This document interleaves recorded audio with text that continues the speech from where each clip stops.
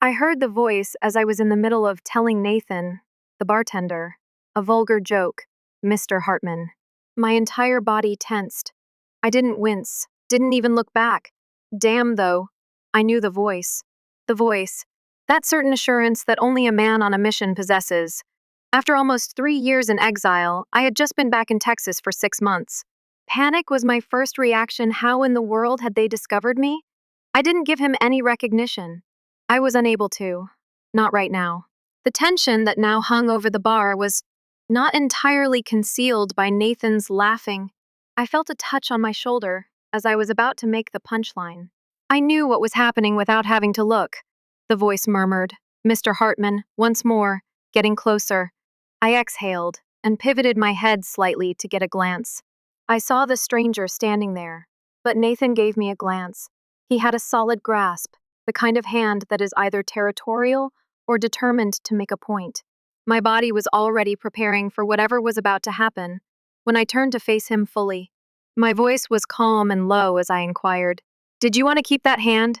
After a moment of confusion, the man swiftly withdrew his hand.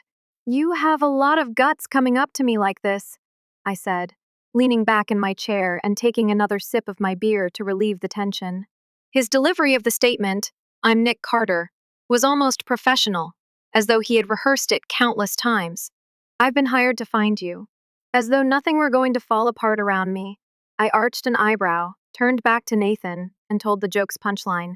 After laughing and giving me a firm pat on the back, Nathan went to the opposite side of the bar.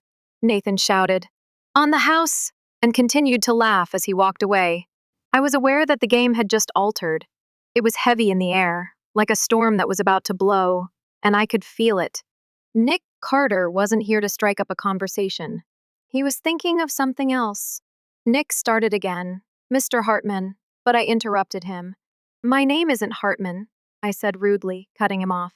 And I have no business with you unless you need me to weld something. If not, we've got nothing to talk about. He remained unfazed. Rather, he moved closer, his presence becoming even more commanding. I'm not here to argue. You're Evan Hartman, and I need you to come with me. I saw my jaw getting tense. I said, my voice heavy with caution. If you don't get out of my face, you'll find yourself on the floor.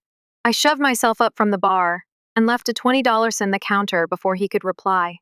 The pain in my right hand was a reminder of the tension that had been when he had touched me earlier.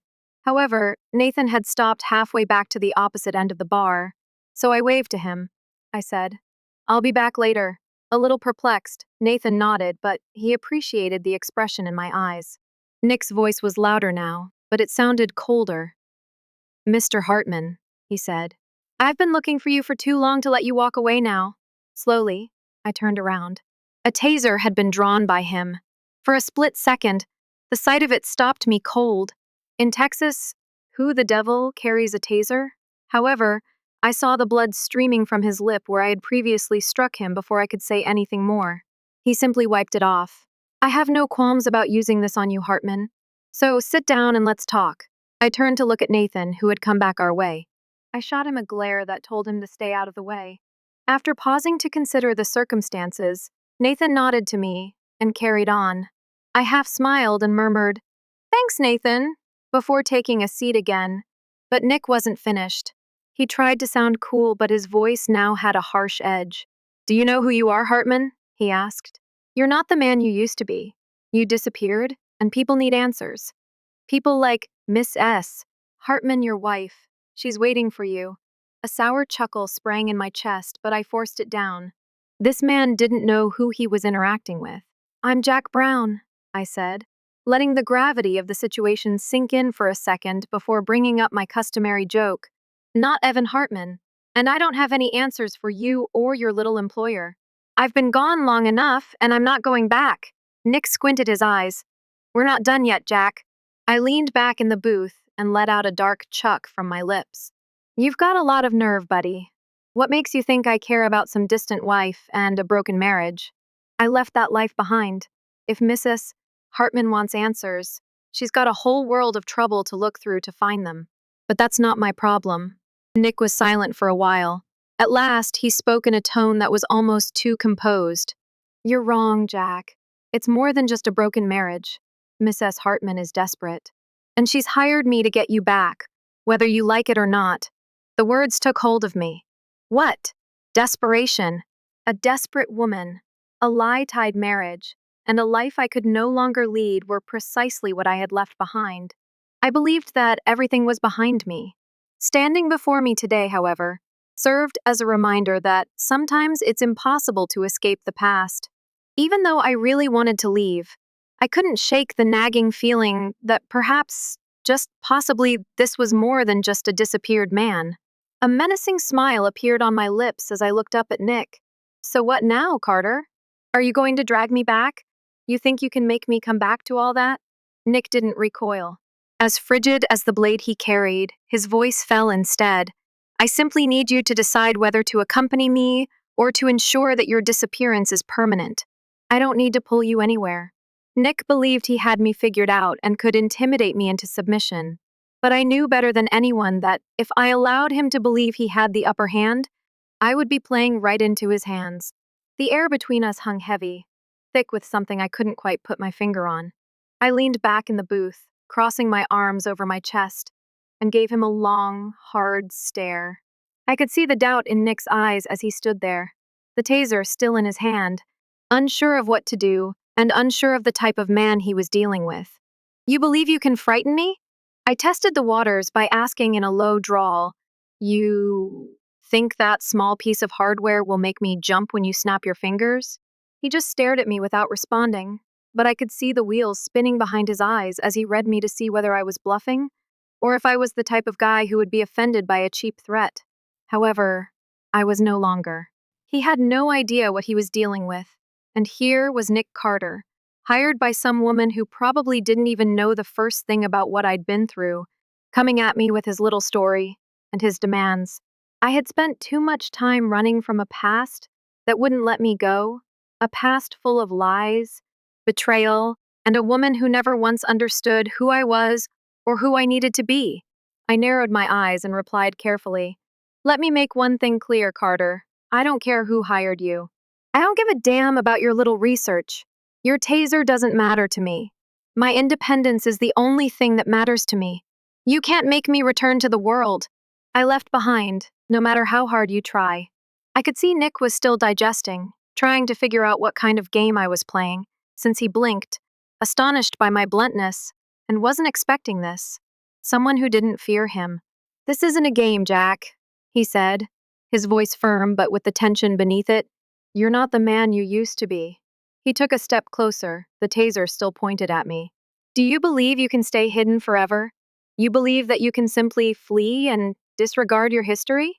That isn't how it operates. I just stared him down without moving. I'm not hiding, I said in a low, almost humorous tone. I'm living. Apparently something you wouldn't comprehend. I could feel the irritation growing inside him as he mocked. He wasn't used to people like me, those who didn't fold or break under pressure, and he believed he could scare me. But he was mistaken. Nick's tone sharpened as he added, You're making a mistake, Jack. The law is on my side. You're more than just a man fleeing a failed marriage. You are a man who is evading his obligations. People are depending on you to take responsibility. Your daughter, your wife, even the fucking law. You cannot simply vanish and act as though nothing occurred. He didn't know me. He didn't know the reality. And he didn't know what I had gone through. And I could feel the rage building within me. Finally allowing the anger to seep into my words, I screamed, Don't talk to me about responsibility, because you have no concept of what it is. I was treated like a salary for 24 years in a marriage. To support a woman who never once treated me like a human being, I busted my balls and worked my ass off every day. She took advantage of me. And since I believed it to be the correct thing to do, I allowed her. Now, though, it is now clear to me what it was. A falsehood. Everything. I wasn't sure, but I could tell that Nick was starting to realize that I wasn't just some random guy who had vanished into the night. I had a story, a reason, and it wasn't as easy as he thought. I couldn't tell if it was doubt, confusion, or even a hint of guilt, but I could see the flicker of something in his eyes. With a quiet but firm voice, I went on, You don't know anything about me, Nick. You have no idea what it's like to have. All you've worked for and everything you've stood for to be taken away from you. You have no idea what it's like to wake up one day and discover that the person you spent your entire life with and loved was never truly there, because you were merely a tool and an idiot to her. It was enough that I noticed Nick's hold on the taser waver for a moment. He was no longer so confident. "Let me tell you something," I continued, slowly bending forward and meeting his gaze. "I didn't just leave my wife," I said. "I dropped everything. I abandoned the house, the fancy job, the cars, and the credit cards. None of it appealed to me. I just wanted to leave the lies behind from her, from the initial expectations that I never had. Therefore, you have no right to lecture me about accountability." I could see the caution in Nick's eyes as he inhaled, his hand tightening around the taser once more. He wasn't sure if he was dealing with a man who had nothing left to lose, or a man who just didn't care anymore, but he knew I wasn't going to fold, not to him, not to anyone. Nick remarked in a tone that was now almost begging, "You're not getting it, Jack. This isn't about your past anymore. It has to do with your future, about accepting the consequences of the decisions you made. You cannot simply hide indefinitely. You cannot simply vanish into thin air." With a hollow and resentful laugh, I said, "Nick, I've been vanishing for years. You don't think I can continue? Do you believe I'm afraid of being by myself?" Nick was staring at me as if he were trying to figure out what the hell was going on inside my head. And to be honest, I didn't even know myself, but I did know that I wasn't going back, not to her, not to that life, not to anything. There was a thick and heavy moment of quiet between us.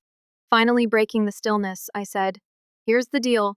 You may continue to play your little game and attempt to push me back, but it won't work, I can assure you." I paused, my eyes sharpening, and said, "Or you can leave. Now! Don't think you ever located me, and we won't talk to each other again when I leave." Nick was silent for a while, and I could tell he was considering his choices since he knew deep down that I wasn't just any man, and I had nothing to lose, so forcing me back would be a futile battle. "You're not making this easy, Jack," he finally murmured, his strength ebbing. "But it's not supposed to be easy," I remarked, getting up and flinging some cash on the table. I gave him one final look as I turned to go. "Go home, Nick. It isn't worth pursuing, whatever it is. The answers you seek in this world will never be found. Nor will she." I left the bar with a sense of closure and liberation as the door swung shut behind me.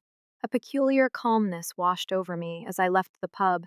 It was as if I had stepped out of the storm and into the night's stillness. The kind of stillness you discover when you finally stop running, and the air feels cleaner than it had in years. I had spent the last 3 years living my life in the background, disappearing when necessary, and tonight I was experiencing that freedom once more, the kind of freedom that only comes when you finally let go of everything that weighed you down.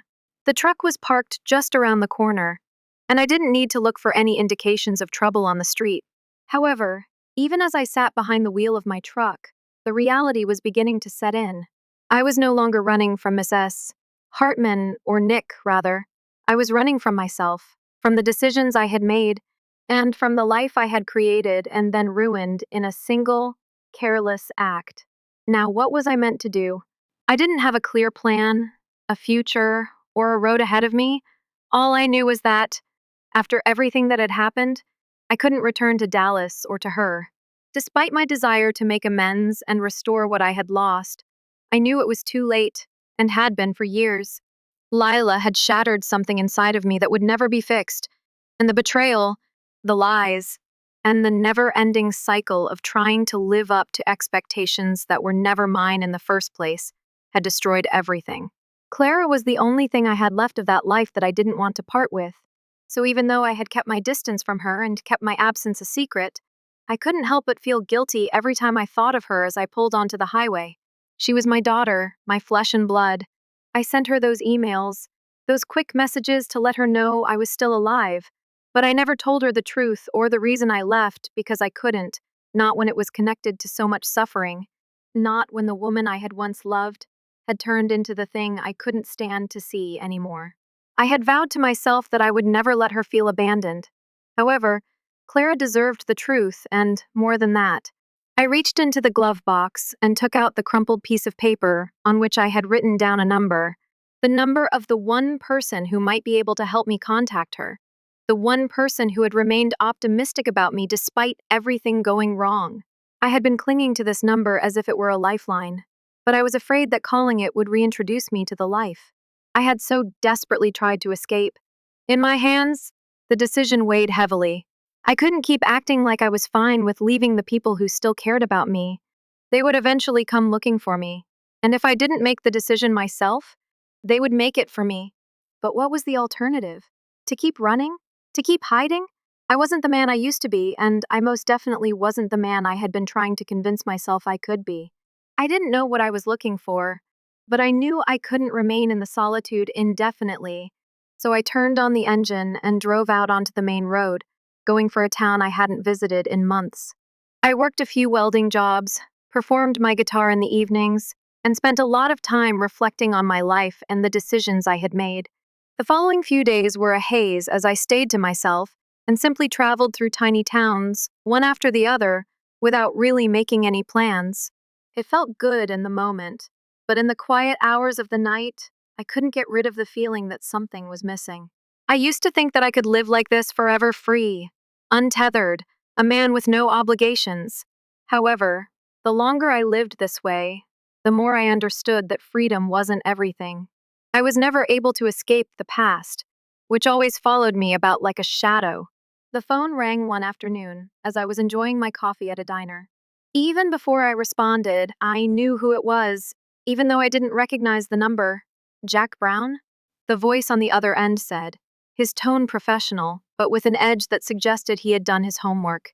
This is Nick Carter. Although I hadn't anticipated hearing from him again, I knew that this wasn't the end, so I leaned back in my chair and clenched my fingers around the coffee cup. Nick, I began slowly. What would you like? I have an offer for you, Jack, Nick said, his frustration evident in his voice. I'm not here to waste your time, Jack, a means to put a stop to this. But you have to return. You must confront your past. As the sun glinted off the windshield of a passing truck, I gazed out the window, watching the cars pass, and briefly questioned whether I had made the correct choice to leave everything behind. Admit my past? I've done that, I said, shaking my head. Again and again. Do you believe I have no idea what I'm fleeing? After a little period of silence, Nick said, I'm not trying to drag you back into that life, Jack, in a softer, almost remorseful tone. However, there are individuals who are concerned about you. Your daughter is in need of her father. Additionally, your wife is in over her head. Everything will fall apart if you don't return and accept responsibility for your actions. Though I detested the woman I had once called my wife, I knew I couldn't let her drown in her own filth, so I felt a knot grow in my stomach. Nick wasn't incorrect. Clara needed me. With everything bearing down on me once more, I inhaled deeply. Despite my internal conflict, I responded calmly, I'm not going back to that life, Nick, but I will assist Clara. And I'll see to it that Lila is held accountable for her actions. After a lengthy silence, Nick resumed his speech in a tone that was almost reluctantly respectful. All right, Jack, but you had better make it worthwhile. With my heart racing in my chest, I hung up the phone and sat back in my chair, certain that I would no longer flee, even though I had no idea what I was getting myself into. Maybe, just maybe, it was time to start taking charge of my destiny once more. It was time to face the consequences. I wasn't exactly sure what I was meant to do after the phone call with Nick. I wasn't going back to Dallas, not to the life I had made with Lila, but I could help Clara, or at least I believed I could. I felt like I had just been handed a shovel and instructed to build my own tomb. I felt as though I was waiting for something, but I wasn't sure what it was, perhaps. It was time, passing like sand through an hourglass. Or perhaps I was just trying to avoid the inevitable, but eventually I knew I'd have to face the truth. Clara was the one who had kept me bound to that damn family, and I couldn't keep escaping her forever. I spent the next few days aimlessly, working odd jobs here and there, welding for money in places where no one asked questions. I found myself in a shabby little motel, in a small town not too far from where I'd been, with broken mirrors and a slight mildew odor. The bed was uncomfortable, but I didn't care because I had more important things to think about.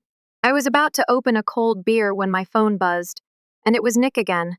As soon as I responded, he said, "Jack, are you prepared to speak? I'm not coming back, Nick," I said, sitting on the side of the bed and gazing at the peeling wallpaper. "You are aware of that," he said. "I'm not asking you to, but you're going to have to. You must give it your best if you want to support your daughter. Don't run any longer." I leaned forward with my elbows on my knees and sighed deeply. "You don't understand, do you? I've been avoiding everything my past, my decisions, that awful marriage, in fact. I've been avoiding myself. Do you really believe that I can simply return to the same shitstorm and pretend like nothing is wrong? As if nothing had ever occurred?" There was a pause on the other end, and I could see he was carefully considering what he was going to say before speaking. Nick whispered softly, "You're incorrect about that. It's not about what occurred, Jack. It's about the following step. You have an opportunity to put things right. However, that implies you need to take charge, for yourself as well as for Clara." In an attempt to calm myself, I wiped my face. I couldn't decide which was worse, the prospect of seeing Lila once again or the idea of leaving Clara to handle everything by herself. "You want me to revisit everything? You really think I'm just going to waltz back into that life after everything?" I questioned, my voice laden with incredulity. Nick remarked, "Just with Clara? You don't have to make it right with Lila. That is how much you owe her. Clara was the one thing in all of this that still felt like a connection to reality, and she didn't deserve to bear the consequences of either Lila's or my faults. So I gave it some thought." "Okay," I responded in a gruff voice. "I'll do it. However, I will not return for her. I'm returning for Clara. That's all." "All right," responded Nick. "I'll have everything ready. Simply come here." There is not much time left. It didn't matter what I was feeling, angry, afraid, dreadful, or something else entirely. It was time to confront it, to return to that life, whether I liked it or not. The connection went dead, and I sat there in the silence, staring at the half-empty beer bottle in front of me. My stomach began to knot as I got closer to the city. I wasn't sure what to expect when I got there, but I knew it wouldn't be easy. The drive back to Dallas was lengthy, so I turned off the radio and concentrated on the road ahead. The trees passed by like silent witnesses, their shadows extending long across the pavement. Dallas felt different now, like a ghost town that I couldn't recognize, and the skyline towered above me, taller than I remembered. The lights of the city flickered in the distance, beckoning me back to a place I used to call home. But as much as I hated it, this was no longer home. I hadn't been in Dallas for almost 3 years. I drove straight to the one place I knew I could find some peace, the old diner, where Clara and I used to go on the weekends. It was a small, unpretentious place on the outskirts of town, the kind of place where you could get a greasy burger and fries for $5, and no one seemed to care what you did or where you came from. I refrained from going to the house just yet. The bell on the door jingled as I parked outside and entered, and I was struck by the smell of bacon and coffee. I stood there for a while, taking it all in. The same old booths, the same old counter, the same old waitress with the big smile and the even bigger attitude. She leaned over the counter and wiped her hands on her apron, saying, "Well, see who finally decided to show up. Where have you been, Jack? I assumed you had permanently vanished." I tried to keep my smile light. "Lucy, you know me. Always going on an adventure." Evidently not buying it. She arched an eyebrow. "Uh-huh," I assumed. "The typical, that is?" "Yeah," I replied, slipping into a booth. "Go quickly. I have a lot to do." She glanced at me, then nodded before vanishing into the kitchen. A part of me wanted to stay here and continue acting as though I didn't have to face what was coming, but I knew better than that. I sat back and watched the sun set through the window. Lucy returned a few minutes later with my food, 2 eggs, bacon, toast, the works, and placed it in front of me. At first, she remained silent and simply stood there, observing me as if she could see through every wall in my house. She added, softly but knowingly, "You look like you're going to war, Jack. What's actually going on?"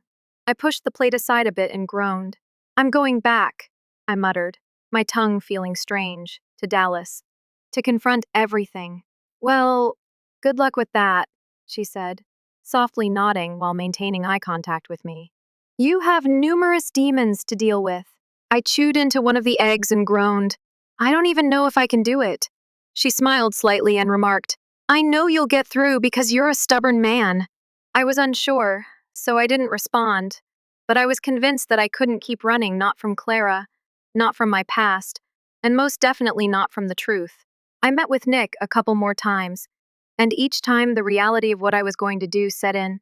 The following few days were a haze of paperwork, phone calls, and the distant echo of decisions made long before.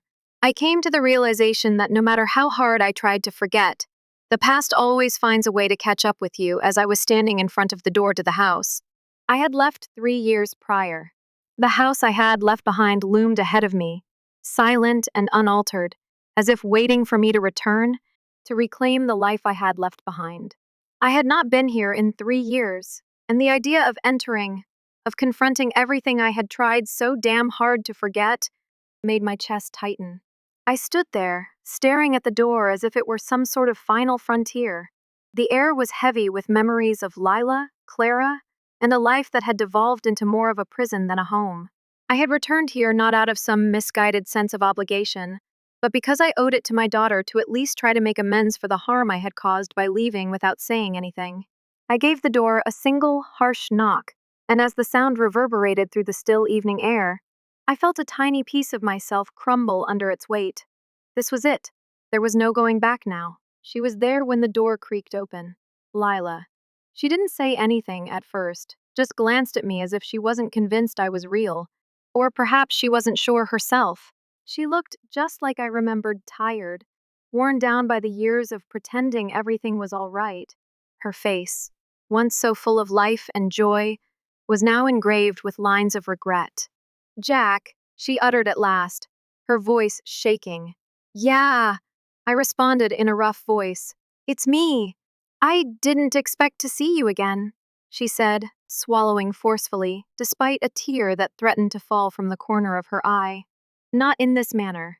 I shook my head and laughed bitterly, saying, Yeah, well, neither did I. The woman I had once loved, the woman I had assumed I knew better than anyone, was now a stranger to me, and perhaps, just possibly, I was a stranger to her as well.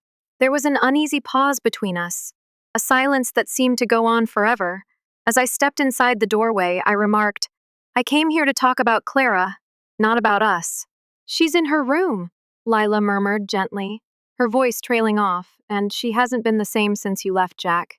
Her face changed, and for the first time, I noticed something in her eyes that wasn't just anger or contempt, but guilt. I had tried my best to ignore it, to push it away, but the truth was that I had left my daughter in the ruins of a broken marriage, and now I was standing here, attempting to pick up the pieces. I didn't need to hear that. I already knew. It was odd how everything seemed the same, yet so different. The pictures on the walls, the worn furniture, the creaky floors, all of it was here, a reminder of everything I had left behind. Lila moved aside, and I passed her, the house's familiar scent hitting me like a punch to the gut. When I arrived at Clara's room, I gently tapped on the door and said, Clara? At first, there was no response. But then I heard footsteps inside, and the door opened, revealing her standing in the doorway, staring at me as if she was still in shock at what she was seeing. I said, Hi, kiddo, in a softer tone than I had anticipated. Clara, who was older now, and not the young girl I had left behind, but a young woman who had grown up in a world that was far from what it should have been, simply stood there for a minute, her eyes seeking mine. Dad, you're really here? She said it almost as if she was hesitant to speak. Yeah, I said, taking a step forward. I am present. For you. I hadn't realized how much I needed this, how much I needed her, until she blinked a few times, as if trying to make sense of it all. And then, without saying another word, she put her arms around me. I stood there paralyzed for a second before I held her close. With my voice breaking, I muttered, I'm so sorry, Clara. She simply embraced me closer without saying anything, and I felt less alone for the first time in a long time. We parted ways after a few minutes, and Clara dabbed at her eyes in an attempt to gather herself. Why did you go, Dad? Why didn't you tell me where you were going? She said, her voice hardly audible above a whisper. There were no simple answers, but I owed her the truth, all of it, so I exhaled deeply, my mind rushing for the proper words.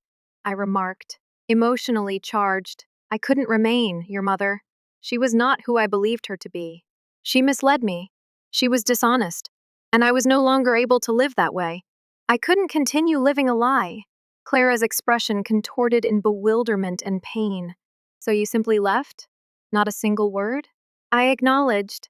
I thought I was shielding you from it, but I didn't know what else to do. I considered. I reasoned that things would be better if I simply left. However, I was mistaken. I ought not to have done that. With tears in her eyes, she turned aside and said, Dad, I don't understand. Why didn't you return earlier? Why didn't you give me a call? I murmured softly, I needed time. I wasn't ready. It was time to discover who I was. Before I could mend anything else, I needed to fix myself. As though attempting to make sense of everything, she nodded slowly. It hurt, Dad. I assumed you were unconcerned. My heart ached as I said, I do care, and I never stopped caring. After a long silence during which I could see her thoughts racing, Clara finally took a step back and smiled at me tentatively, saying, I'm glad you're here, Dad. But a visit won't solve all the problems. It will require time, I answered quietly. I know, and I'm not pleading with you for forgiveness all at once. But now, I'm here, and I'll go to any lengths to put things right. For you, Clara. She listened, her eyes never leaving mine, as if she was trying to comprehend the man I had become. Over the course of the next several hours, we filled in the gaps that time had left between us. I told her about my life on the road, about the mistakes I'd made, and about the lessons I'd learned along the way. Lila remained out of the way, didn't interrupt, didn't apologize or defend herself, and just watched and waited for whatever came next. Even though I knew deep down that I couldn't erase the past, I thought that perhaps, just possibly, I could change the future and be the father Clara deserved, even if it meant taking a close look at the mess I had left behind. As the evening went on, I came to the crucial realization that I was no longer running and that, for the first time in years, I was confronting the reality, which was the first step toward finding serenity. Thus, Jack's journey ends not with a tidy ending, but with the start of something new. The path ahead will be difficult, but ultimately, it's the only one worth taking because, at the end of the day, we all have a choice. We can either confront the past and start over, or we can run from it. For Jack, that's exactly what he did.